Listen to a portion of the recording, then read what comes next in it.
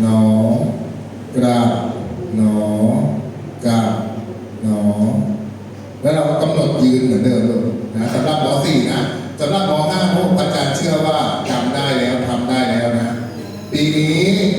สายการเดินของเราจะเดินอ้อมหลังวัดนะลูกนะอาจารย์บอกไว้ก่อนนะอ้อมหลังวัดเราจะไปสุดที่ปั๊มพีทีนะเดินไปอ้อมที่ปั๊มพีทีแล้วเราจะวนกลับมาตรงสี่แยกไฟแดงนะลูกนะแล้วเราจะวนกลับเข้ามาในวัดนะเอามันใช้เสียงด้วยลูกมันใช้เสียงมันใกล้ๆใกล้ๆแค่2 โลกว่านะใกล้ๆอย่าเดิ